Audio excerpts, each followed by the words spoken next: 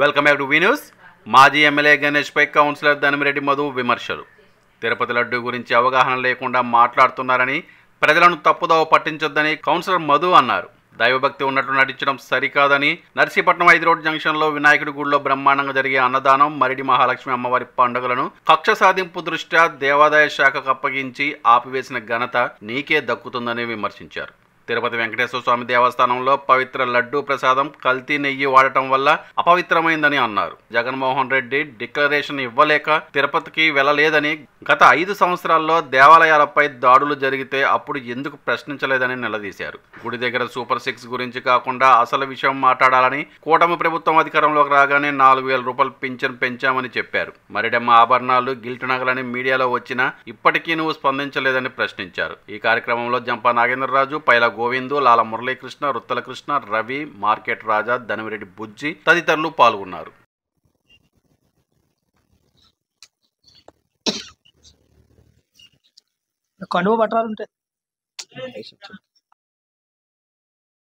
అందరికీ నమస్కారం అండి. నిన్న మనం చూసాం, పెట్ల ఉమాశంకర్ గణేష్ వెంకటరామూర్తి గుడి కాడ ప్రెస్ మీట్ పెట్టి పెద్ద కబుర్లు చెప్తున్నాడు. దసరా సెలవులకు వచ్చినట్టున్నాడు. ఎక్కడికో పోయాడని అన్నారు, ఓడిపోయిన తర్వాత సెలవులు ఇచ్చారని వచ్చినట్టున్నాడు. వెంకటరామూర్తి గురించి మాట్లాడుతున్నాడు, లడ్డు గురించి. నీకేం తెలిసిరా బాబు, అక్కడ ఏం జరిగిందో పూర్తిగా దాని మీద అవగాహన ఉందా నువ్వు? లేకపోతే ఏదో పొద్దున వచ్చి ప్రెస్ మీట్ పెట్టేసి పోవడానికి కానీ వచ్చావా? జనాలు తప్పుదో పట్టించుకో. నీకు నిజంగా దేవుళ్ళ మీద అంత ప్రేమాభిమానం ఉన్న ఎంతవరకు ఉన్నాయో నర్సీపట్నం ప్రజలందరికీ కూడా తెలుసు. గత మీ ప్రభుత్వంలో 5 సంవత్సరాల్లోని నర్సీపట్నంలో మీరు చేసింది ఏంటి? ఆధ్యాత్మికంగా మీరు ఏం చేశారు? నర్సీపట్నంలో వినాయకుడి గుడిని మళ్ళీ తల్లి పండుగ బ్రహ్మాండంగా చేసేవాళ్ళు.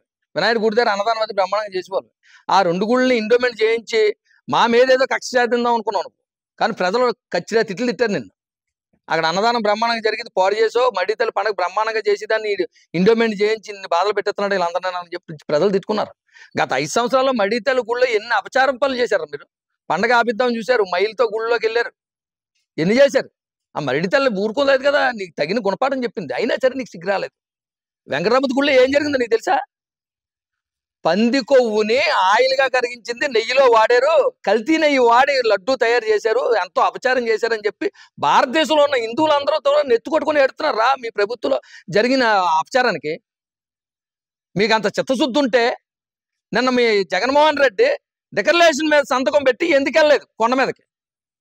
పెద్ద కబుర్లాడారు, వెంకటరామూర్తి అంటే మాకు అలాగా ఎలాగా అని చెప్పేసి. డిక్లరేషన్ అంటే ఏంటి?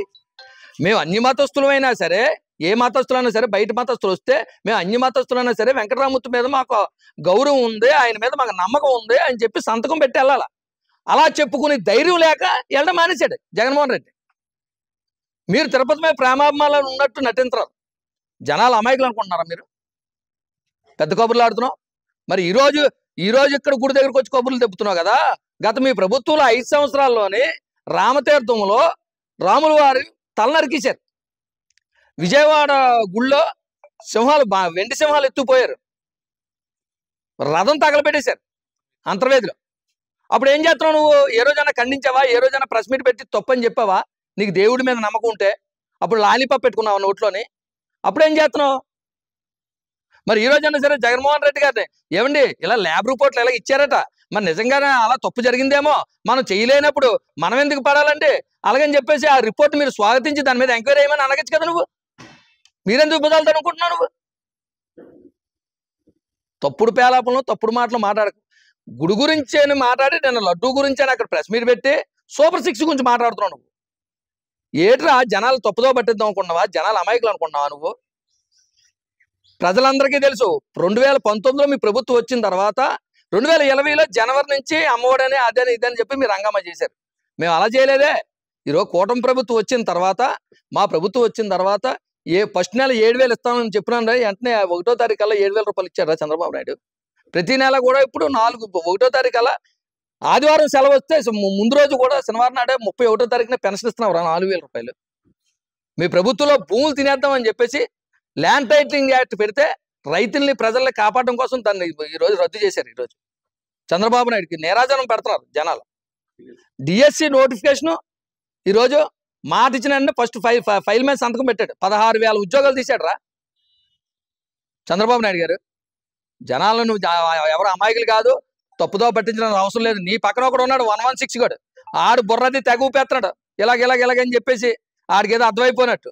ముందు ఆడే కేటుగాడు నర్సీపట్నంలో ఫస్ట్ కేటుగాడు ఆడే. మా పార్టీలో ఉన్నని చెప్పి పార్టీ భ్రష్టు పెట్టిపోయింది. అయ్యన్న పాత్రుడు గారి పేరు చెప్పి దుర్మార్గాలు తప్పుడు పనులు చేసేసాడు. ఈరోజు ప్రశాంతంగా ఉంది మా పార్టీ. ఈరోజు మా పార్టీలో 2లో ఉండేవాడు, మీ పార్టీలోకి వచ్చిన తర్వాత కింద నుంచి 2 ఆడే. ఈరోజు పెద్ద కబుర్లు చెప్పి పక్క నుంచి బుర్రది ఊపేస్తున్నాడు. ఇలాంటి చిల్లర నా కొడుకులతో నువ్వు ప్రెస్ మీట్లు అయిపోయితే జనాలు ఏమి ఇలాంటి నమ్మరో అది మాత్రం గుర్తుపెట్టుకో. అమ్మవారి ఆభరణాలు మడితల అమ్మవారి ఆభరణాలు అవి మీ ప్రభుత్వంలోనే ఏ జరిగాయని చెప్పేసి ఏ తేడా జరిగాయని చెప్పేసి అక్కడ ఏదో గిల్ట్ నగలు వచ్చాయని చెప్పేసి ప్రింట్ ఎలక్ట్రికల్ మిల్లులో గోస అయిపోతే దాని గురించి కనీసం నువ్వు కానీ నీ పక్కన బుర్ర ఊపుతున్న బోగ్గోడు కానీ ఇద్దరు మాట్లాడారా? కనీసం దాని మీద ఏమన్నా స్పందించారా మీరు?